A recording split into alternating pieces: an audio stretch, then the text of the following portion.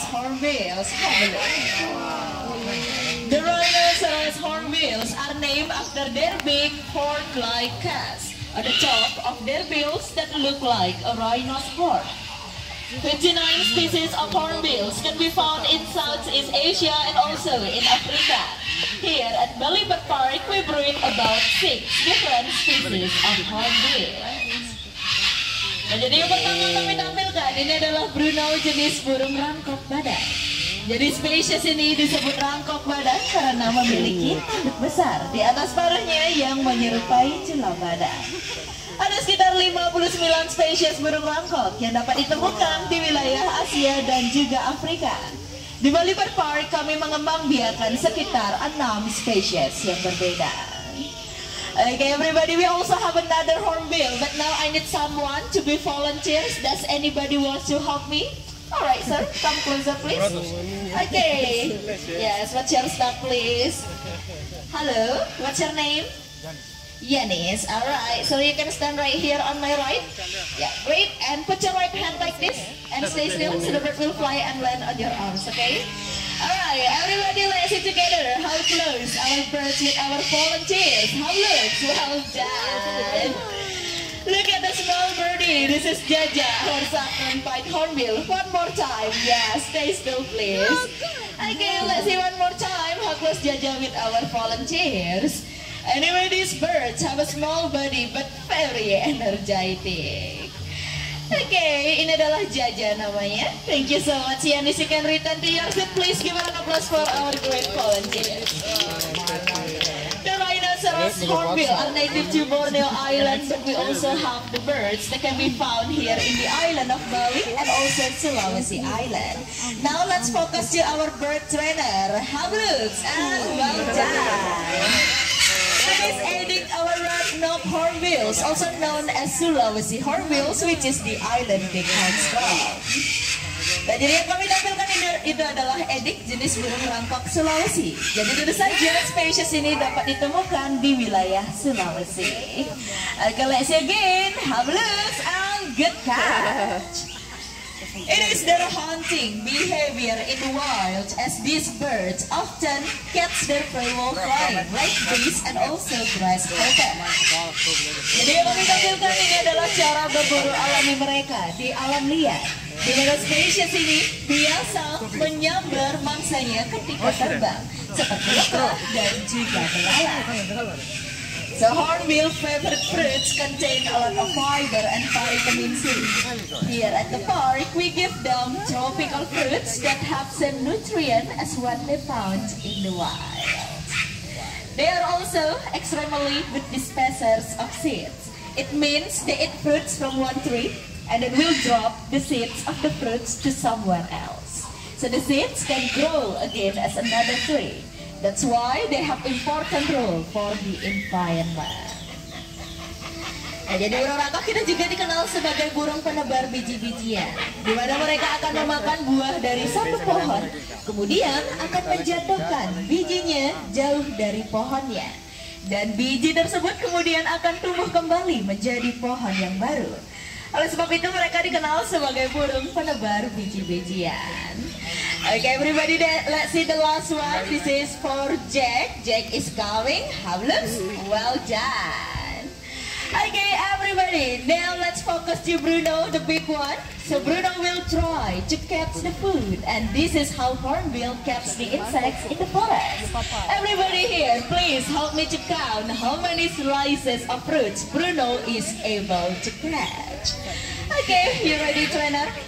Alright, start now. Go Bruno, he got 1, great, 2, next 3, 4, 5, and 6. One bonus for Bruno. Come on Bruno, one more time. And 7 slices of fruits for today. He got it all. We didn't have to train Bruno to do this. He actually caught the food by following his instincts to survive just like in the wild. That's all for Bruno. Everybody, one more time please give a round of applause to Bruno, the rhinoceros hornbills. Thank you. Well, some species of birds live in the forest, but others live near the swampland. To continue our world encounter today, we have a special water birds. Storks are large wading birds with long legs and also long bill. Jadi beberapa spesies burung itu aktif berburu di tengah hutan, namun ada pula yang aktif berburu di sekitar perairan. Ini dia kami tampilkan jenis burung air.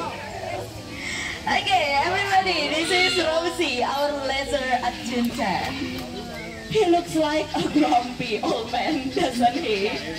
But he's still young, just around 2 years old right now. So the bald head and stoop posture of these birds are natural features. He is healthy, just like our other normal snore.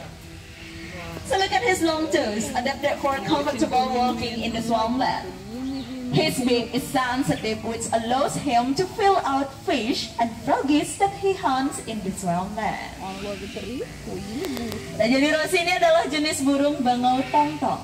Walaupun ia terlihat sangat tua, namun usianya baru 2 tahun saat ini. Jadi kepalanya yang botak serta postur tubuh yang bungkuk sesungguhnya adalah fisik alaminya. Ia sangat sehat sama seperti burung normal lainnya. Nah, jadi kakinya berbentuk semi selaput ini memudahkan mereka untuk berburu di sekitar perairan. Okay, everybody, I think that's all for Rosie today. Now would you like to say bye-bye to Rosie? Bye! Alright, I love the next birds and I'm sure the Australian amongst you would recognize this fellow.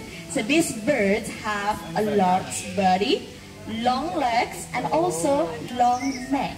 Could you tell me what kind of birds is it? Do you have any idea? Emu, that's right. So we are going to show you our magnificent emu, and his name is Murad. Look at that, he's coming.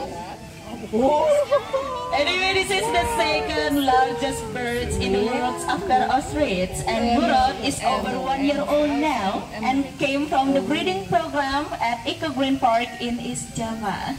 And we regularly exchange birds to this lovely conservation park. We have exchanged Murad with 2 scarlet ibis around 1 year ago. Even though he has scary appearance, actually he's a very nice bird. As you can see, he really enjoy eating fruits and also vegetables. Nah, jadi Murad ini adalah jenis burung emu. Ini merupakan burung terbesar kedua yang ada di dunia.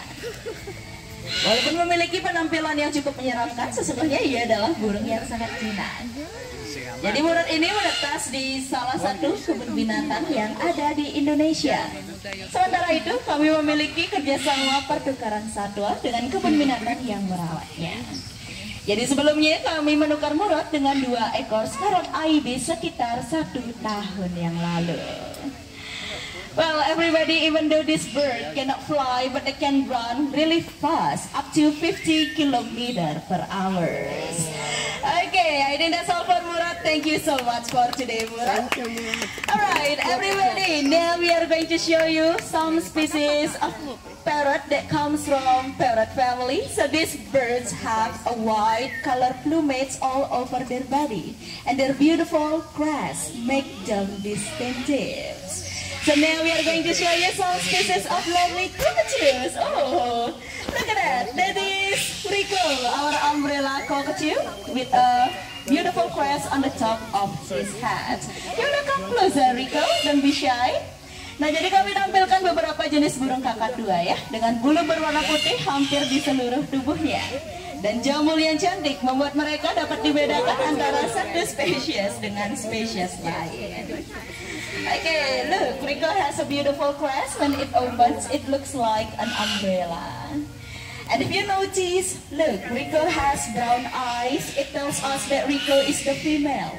Meanwhile, the male of the cockatoo usually has black eyes. So that's really easy to know which one the male and also the female of these birds. Hi, do you want to try to feed the birdie? It's alright. Nah, jadi yang di tangan saya ini namanya adalah Rico. Rico ya. Ini adalah jenis kakatua payung. Jadi jambulnya sangat cantik, ketika terbuka itu terlihat menyerupai payung. Okay, everybody, the cockatoo also considered to be very intelligent. They have ability to mimic, and is mimicking their own environment to attract their mate and also to defend their territory. And the cockatoo that flying freely around you, there are Trident or Galerita cockatoo with a yellow crest on the top of their head. At the Bali Bird Park, we have some species of lovely cockatoos such as Molucas cockatoo, pink and gray cockatoo, and also the black palm cockatoo. Nah, jadi burung kakadu ini juga dikenal sebagai satwa yang sangat pandai, di mana mereka memiliki kemampuan untuk meniru, terutama menirukan suara. Oops, the bird just trying to steal my hat. Okay, everybody, right now, have a look. What is that?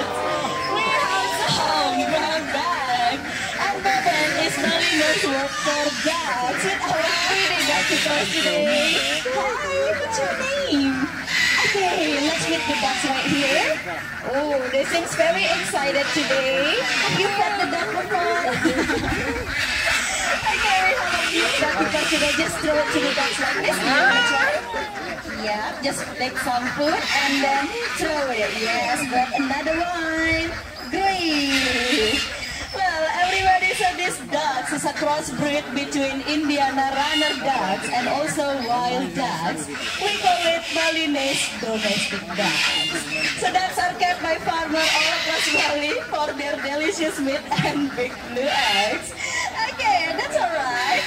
They are too excited today? Yes, that's good. But of course, all of our ducks here are the stars of the park. Alright, girls, one more time. One handful and then throw it to the ducks. Thank you, good job. Well, everybody, because they had fed the ducks so well, would you like to give a round of applause for our pretty ducky bird today? Good job. Let's wash your hand with the lady right there. Okay. Let's wash your hand. Come here. Yes. Thank you so much for helping me today. Okay, ladies and gentlemen, so a lot of birds in the wild are threatened by the plastic pollution. Let's do a simple thing to help these birds by practicing less plastic. Does anybody have the same mat like this? This one?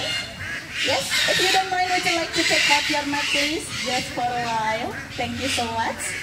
Appreciate that. So you will find the QR code on the map. This one, on the corner. You can join our